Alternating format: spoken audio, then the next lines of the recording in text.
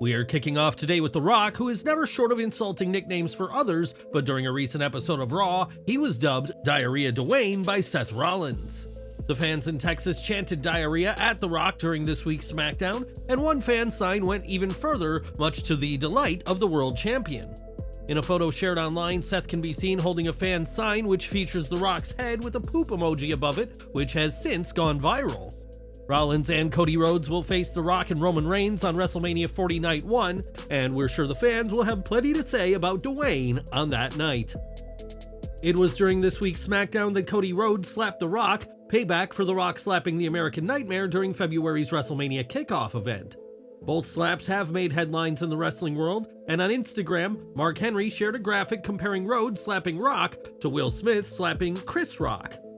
Rhodes was in the role of Smith, who slapped Rock following a joke about Jada Pinkett Smith, but in Mark's graphic, Cody tells Rock to keep his dog's name out of his mouth. The Rock has had some choice words about Pharaoh, in addition to digs at Cody himself, and the slap on this week's SmackDown won't be the last interaction between the two. The slap this week happened just before SmackDown went off the air, with many seeing this as a sign that WWE were seriously running out of time. Now, in footage making the rounds online, the camera crew could be seen desperately urging The Rock to finish his promo quickly and not go to overtime like he did last week.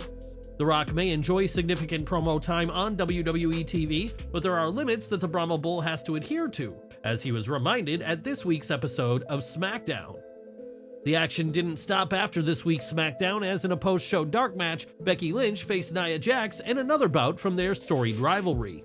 The man turned out to be victorious after putting Jax through the table, and Nia Jax wasn't happy with the result after the match.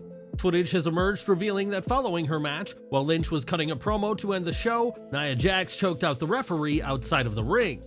If this happened on TV, Jax would have likely been fined for the infraction, and we'll have to see what role Jax plays in Lynch's road to WrestleMania and Rhea Ripley. CM Punk news now, as fans haven't seen the best in the world for some time thanks to his torn triceps injury, but the former world champion did resurface recently outside of WWE. Recently, Freelance Wrestling hosted a show in Chicago, and CM Punk made sure not to miss it, as Fightful Select reports that he was backstage at the show. It's unclear if he was there to see anyone in particular or just wanted to have a close look at the show, but it's fitting that he was around for this indie event in the Windy City. While CM Punk may be sidelined due to an injury, fans can still expect to see him around for WrestleMania, as he's been confirmed for the WWE World Fan event. Punk will also be on the Go Home Raw before WrestleMania, with many thinking that this will be where he reveals a special role for the Showcase of the Immortals. As for now though, Punk's only focus is healing his torn triceps, but we're sure he had a blast at the Freelance Wrestling event in Chicago. Over to AEW, and fans haven't seen MJF for all of 2024, with his most recent appearance being at World's End 2023, where he lost the AEW World title to Samoa Joe. Since then, MJF has been recovering from a series of injuries he compiled over his title run, and fans hoping to see him very recently were left feeling disappointed. Fightful Select reports that MJF was set for a scheduled appearance at the Lexington Toy and Comic Con in Lexington, Kentucky, but pulled out of the event. While no reason was provided for MJF's withdrawal, fans were understandably disappointed, but the event made up for it by having Swerve Strickland step in. MJF was betrayed by Adam Cole in the closing moments of World's End, and there's still no word as to when he'll be back, and we're wishing AEW scumbag a full recovery. It was only weeks after TNA Wrestling relaunched with its Hard to Kill event that Anthem fired Scott D'Amore in a controversial move by TNA's parent company. Many have argued that TNA was only able to survive its difficult years thanks to D'Amore, and there's been plenty of fans arguing that he should be brought back to the company. Recently, TNA held its Sacrifice special, which saw fans hold We Want Scott signs in support of the Team Canada alum, but PW Insider reports that those signs were confiscated. It was also noted that D'Amore wasn't in attendance at the event, but could have sent fans to show those signs on TV, though there's no confirmation that he did. With TNA removing said fans from the crowd, it's clear that the company has no plans to bring D'Amore back, despite what the fans and those on the roster may think. For the past year, L.A. Knight has been one of WWE's most popular superstars, which is why his lack of direction ahead of WrestleMania has baffled many. Knight won't be challenging for the Universal title, and his efforts to earn a world title shot at Elimination Chamber were also in vain. While many thought he'd feud with US champion Logan Paul, that also doesn't appear to be the case, as Randy Orton now seems poised for a Mania program with the Maverick.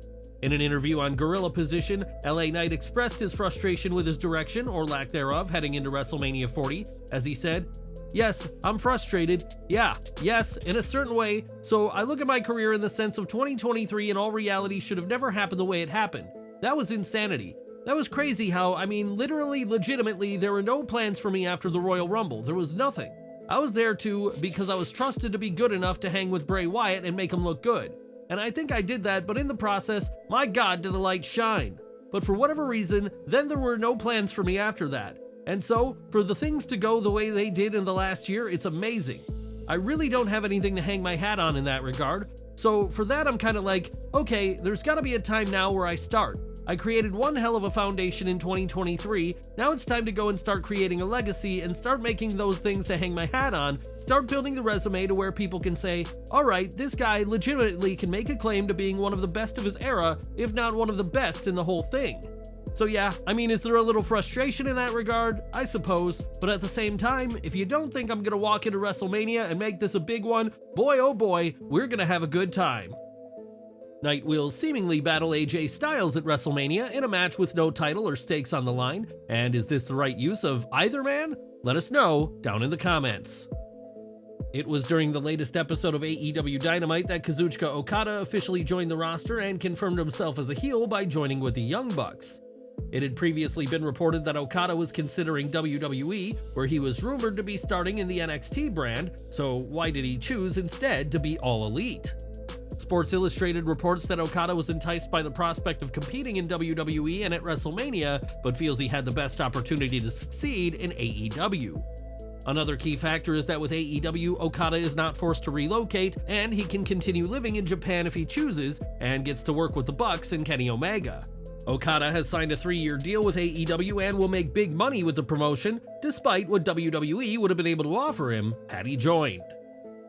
Now, in Janelle Grant's damning lawsuit against Vince McMahon, she alleges that she was trafficked to a former UFC heavyweight champion believed to be Brock Lesnar. This led to Lesnar being pulled from all WWE plans, including a spot in the Men's Royal Rumble match as well as a planned match with Dominic Mysterio at Elimination Chamber. Lesnar was also excluded from WWE 2K24, but now Brock has been re-added to a facet of WWE, that being the company's website and its roster page. While Lesnar had been pulled from the roster page, his profile has returned, leading to fan speculation that WWE could slowly be reintroducing him into the fold. With less than a month until WrestleMania, time is running out for WWE to have a plan for him at the show of shows, which would likely cause backlash with fans. Ultimately, WWE will do what they think is best, and if this week's actions are anything to go by, don't count out Brock Lesnar in the world of wrestling just yet. We've got some joyful news from former WWE superstars Riddick Moss and Tenille Dashwood, as the happy couple tied the knot this week. The pair exchanged vows in a mountainside ceremony in Hawaii, symbolically bridging the gap between the US and Australia, where they're from, and we are sending our best to the happy couple.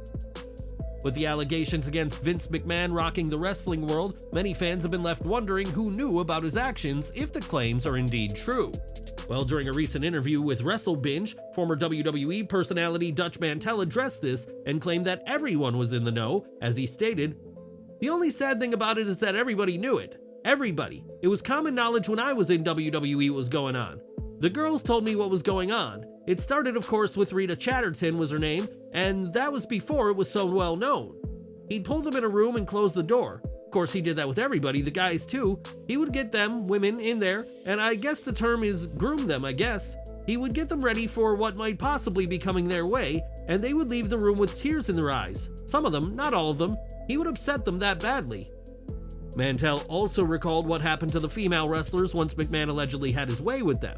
He said, "Of course they were told to keep it quiet. I'd never even ask about it. I said, 'Are you okay?' They went, 'Yeah, I'm okay,' and they'd have tears in their eyes. 'What happened?' 'I don't want to talk about it.' We'll leave it like that. But I think whatever he did upset them to such a degree that they would come out of the room with tears in their eyes. You can use your imagination on that. I don't know what happened, but some of those girls cooperated, I guess." If Mantel's claim is true, then things could get much worse for WWE. And what do you make of these latest claims? Let us know in the comments section below.